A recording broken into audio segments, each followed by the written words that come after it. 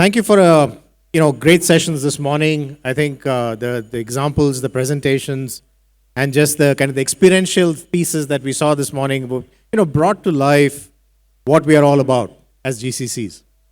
And this session really is kind of focusing on from India for the world, preparing for a global leadership, and which is I think probably top of mind with all of us. And there's some fantastic examples here with Bruce and Kala talk about this topic. But I think there's a lot of interesting stories and examples in the room as well. So, without further ado, we'd like to get started. Now, the thing is, with GCCs, Justin was kind enough to read out my bio. I've been here, part of GCCs for over 2 decades, and seen a lot of patterns emerge, in terms of both from a local innovation as well as global innovation from these centers. And there's some great examples, but what we want to get into this conversation today is really kind of go one level deeper and talk about what are some of the patterns that we have seen, what are patterns that have been working, what are patterns that need to work as we look ahead. So what I would like to start off with talking to Kala and Bruce is about what are some of the key elements that create the necessary conditions for taking on global leadership from a GCC. Kala, maybe we'll start with you and then Bruce. Thank you very much. This is a fantastic question. You were talking about your journey, and if I have to summarize my journey, I started with a GCC. Now I'm part of an innovation hub, truly innovating locally and getting it globally, scaling it globally. Now, through my journey, one of the key things that I can think of is we serve the customers, consumers. All of us experience, like automobile, we buy so many things as consumers. We have healthcare. We have so many domains which are there, right? And there is, on top of this, there are different markets.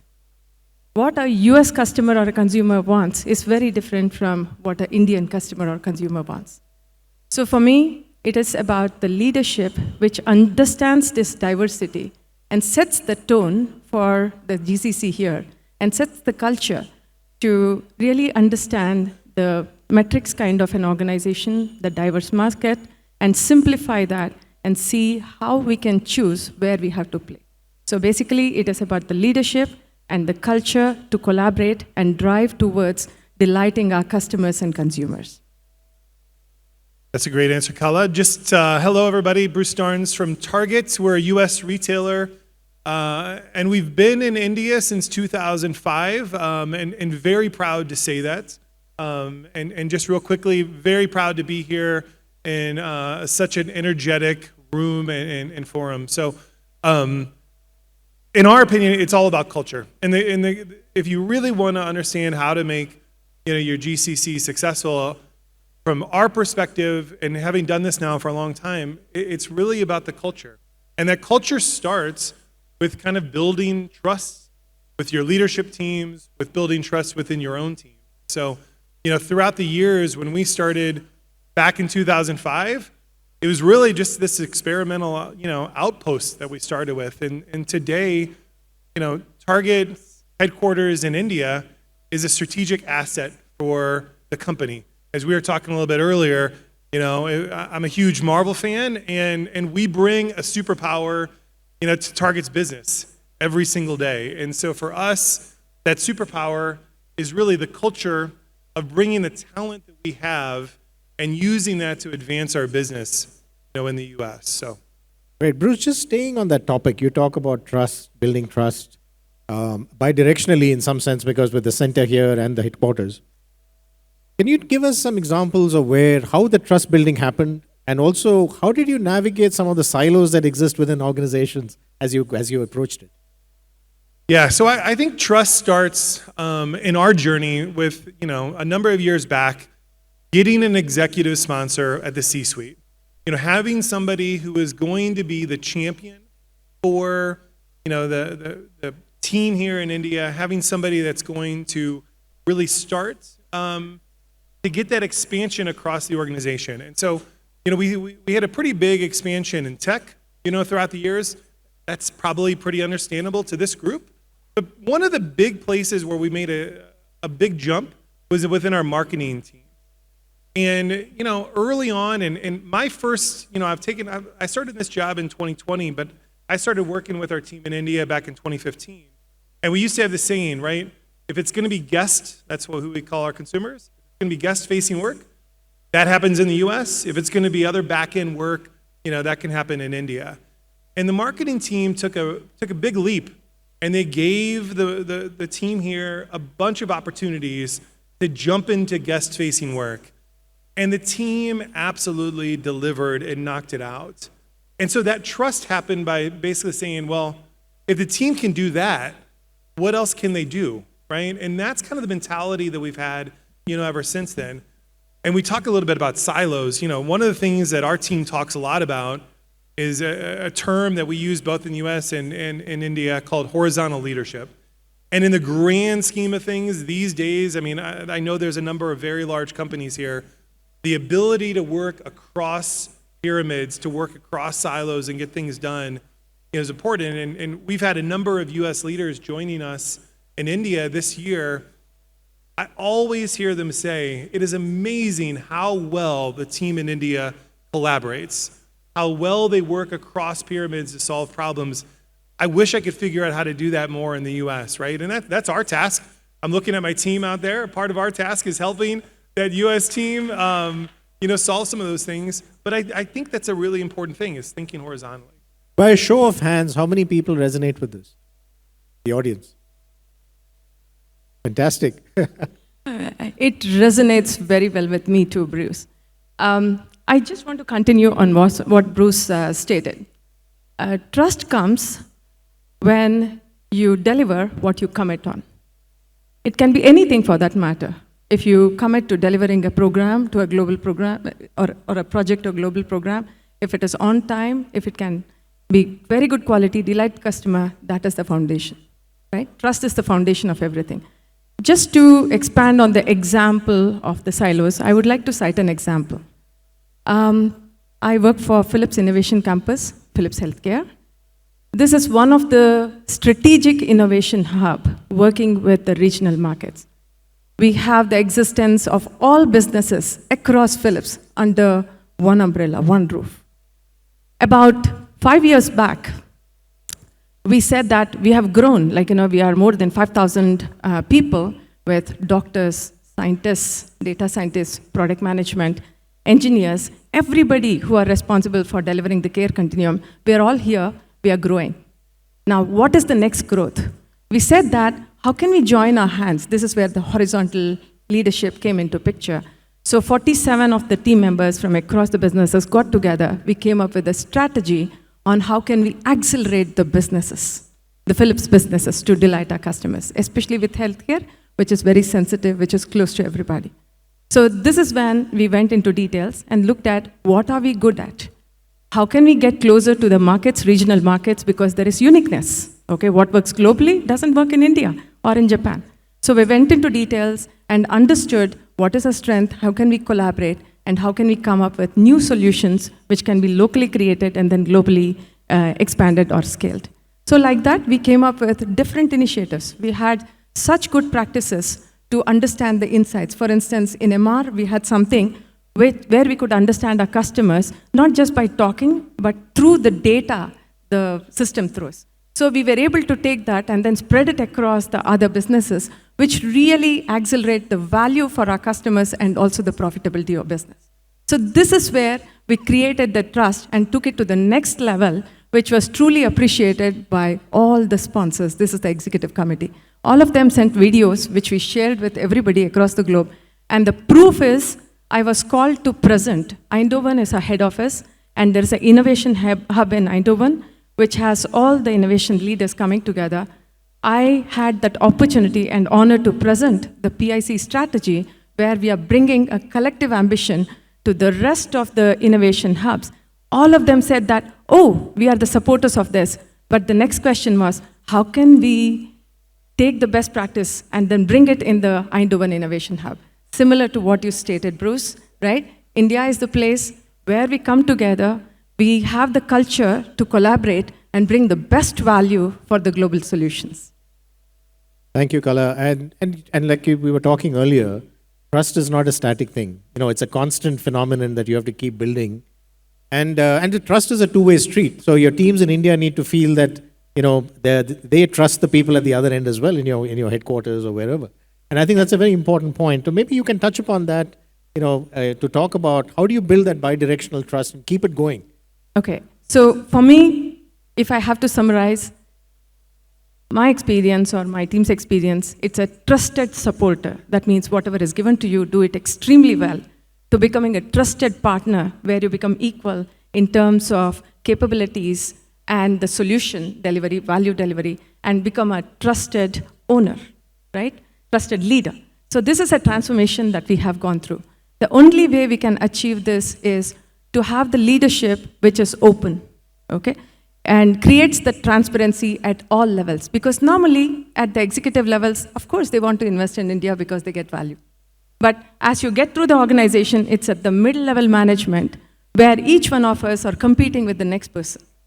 So the question is, how do you bring in the purpose and tell everybody what is your role and what are you empowered to do, and then create that clarity of purpose across different teams and create that interdependencies and ask them to see how they can deliver value 2x faster.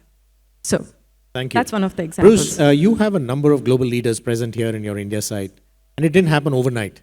So maybe you can talk a little bit about, just to elaborate on the point Kala just made, how do you build that middle level of leadership and grow them through the organization so they become global ready? Yeah, we have well over a dozen, global leaders that run significant parts of Target. And to your point, it did not happen overnight. And one of the things that it started with is, going back to some of those early investments. Those early investments that we made in parts of the technology field where, Kala, to your point, the team just delivered. They delivered excellent results, and they built that foundation to say, more can come, right? And as more things come, boy, we need to actually look at that structure, right? So what are we doing to invest in our leaders? What are we doing to invest in our teams, right? The same types of programs that we have for our US leaders, our India team leaders go through those same things, right? If it's necessary, we develop a program locally that is relevant to for our team here, but we send our leaders through the same types of development programs, and that's really important, right? It's one team. You should develop the same type of leadership structure. You should develop the same type of leadership tactics, regardless of where you're at in the globe. Great. And I think you had some, interesting examples of your own experience when you came to India for the first time to your center. Maybe we can talk about that, because I think it has elements of what we are talking about is, the culture, the trust, etc. Maybe I think your insights would be good. Yeah, so in 2015, I took over a team, and we had a small team here in India, and so I remember being incredibly excited to make the trip. At that point, the Target in India team had started getting a reputation of this important team, but I really had no idea what to expect, and so I'll never forget walking into the doors and seeing the same feeling, the same look and feel that I got at the U.S. headquarters, talking to team members and hearing the same language, the same metrics, the same KPIs. And it was such an interesting thing to me, because it was this moment as a U.S. leader leading this team that it really occurred to me how much it was one team, how much it was one objective that that we're going through. And so, as I've tried to lead this team, one of the things I talk a lot about is the importance of relationships, the importance of getting to know that that team in ways that are deeper. And certainly the pandemic actually helped that. Zoom created connections that were really, really important. Now, what's great is now Zoom plus travel, I think, has almost accelerated the relationships in a way. In fact, I think my team might make a statement that we've had a lot of travelers lately, maybe a little bit of a pause in all the excitement and the energy from the U.S. so we can actually deliver on all those things. But that journey of, especially as a U.S. leader, the first experience, I'll never forget it, and it's something that you could feel Target when you walked in the door. Yeah, but that doesn't last long, Bruce. You're now an India leader. So you're part of the ecosystem now at this point in time. Kala, just transitioning to an area which is of personal interest to me and personal passion, which is about building product management and building the other functions around engineering. As a global leader, you've been asked to make decisions on people and talent, and how do you do that? Is it closer to market, closer to customer, or do you build it closer to engineering, right? And you're sitting here, and people are coming into your office making the case for, hey, I need to hire product managers in India, whereas you're looking at it and going, I have customers in other parts of the world where I need to hire people. How do you make that decision? Where do you stand on it? And what's worked and not worked? Fantastic question. I think many of us are faced with the same questions here. Let me give you the theory, what I'm thinking through right now. In the digital age, if you want to deliver a digital solution, it is not just product management. I call it as a solution trio, okay, where product management, design, right, and also engineering should come together. This is the trio who works with the customers in order to come up with a proposal. Right? This is the framework with which I think through. Now, when you talk about product management, right? Previously, we used to say they should be very, very close to the customer, etc. And Bruce mentioned pandemic. That really opened up another channel to get closer to the customers and really understand what is their needs and pain points, and hence clearly articulate the product roadmaps or the strategy. So that gave rise to many of the product management roles being located out of India, okay, and interfacing with the other people who are in the markets. Now, you talked about the product management in the market. This is the downstream. I think when you have to sell anything to the customer, you have to know the customers. You have to be personally connected.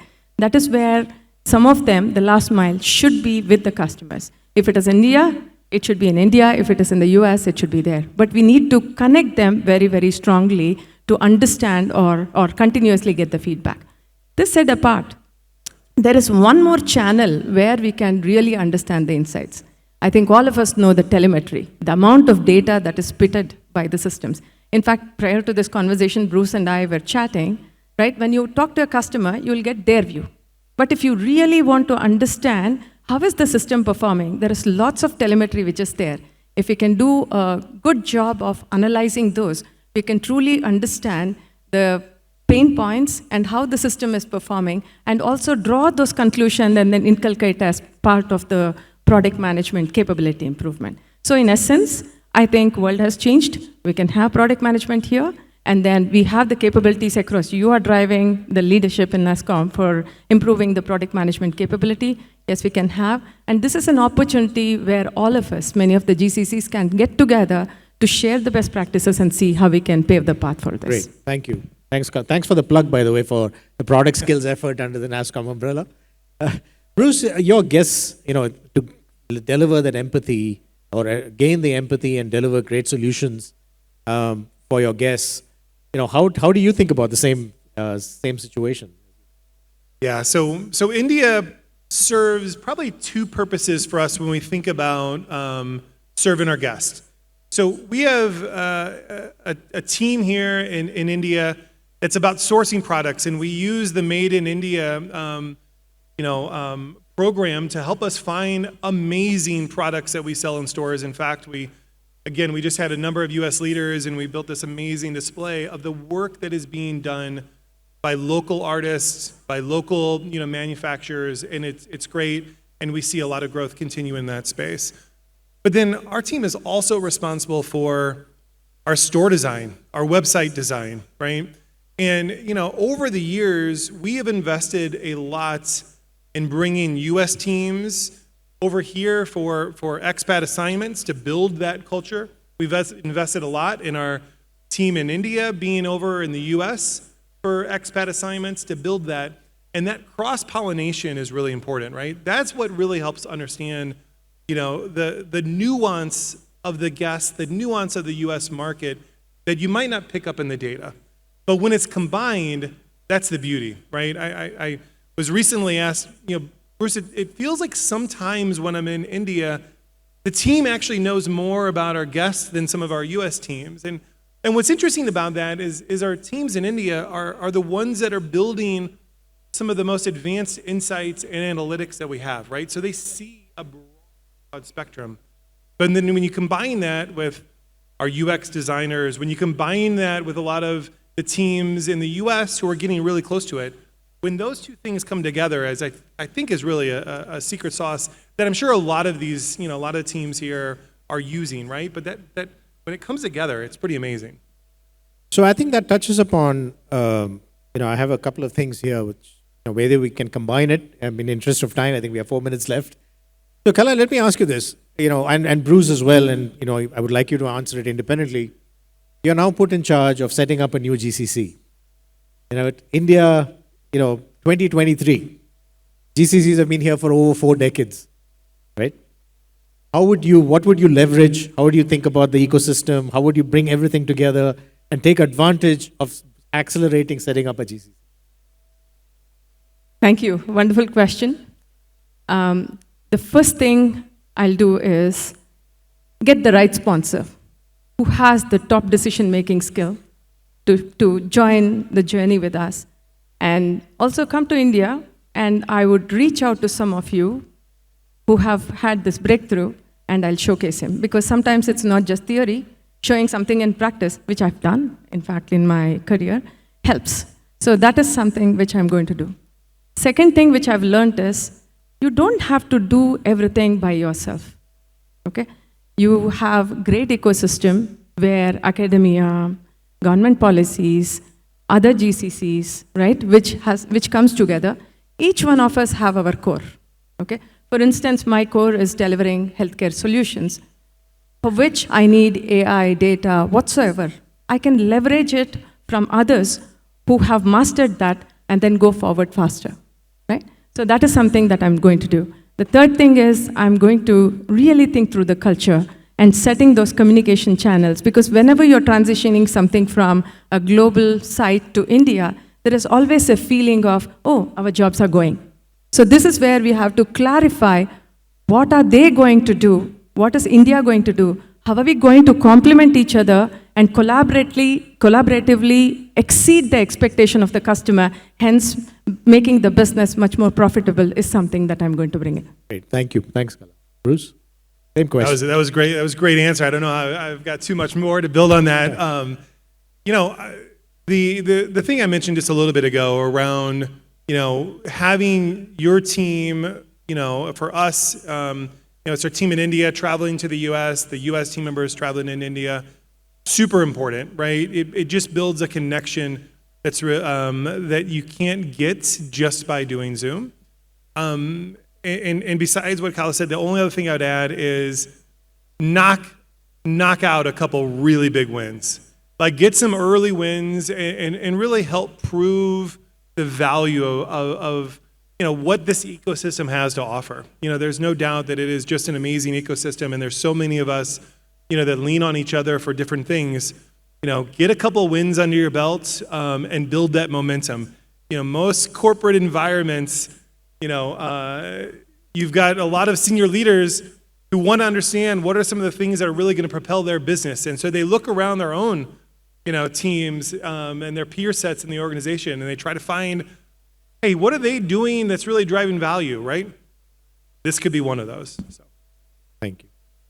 Just a last point. I think it's extremely important to show our vulnerability, right? That is going to increase the trust, the authenticity and vulnerability. That is the culture that we are going to set up.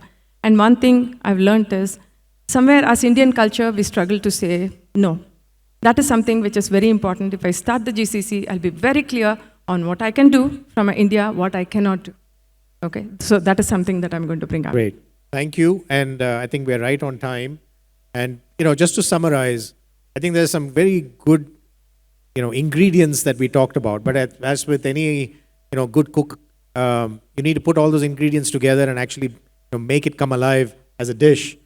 And I think the points that were made here is around culture, building trust. I mean, those are easier said than done, and they had some great examples of how their organizations and themselves as leaders were able to actually build this trust and continuing to build the trust and keep the organization engaged. Great examples of where building empathy for the customer, building organizations that develop that empathy for the customer. And, you don't differentiate based on geography or based on where they're located, but you serve, everything is in the service of the customer, the guest, however you term your customer base. And then last but not least, we are built, there is always, learnings in the ecosystem. I don't tire of saying this, that India probably has the best ecosystem on the planet at this point. We have all the ingredients. We have all of you, large multinationals to learn from. We have large system integrators in this thing. We have a very large base, 28,000 plus tech startups and growing. And then, we have a lot of examples of where the government, public-private partnerships are starting to take hold with the digital public goods platforms, etc. There's a lot to learn here, a lot to build on, and a fantastic base of talent. Talent is only as good as how we develop them, and I think there were some great examples here about how do you trust people, how do you help them get better, how do you build leadership, not just in the the middle of the organization, but help those leaders grow into leading the organization from the front.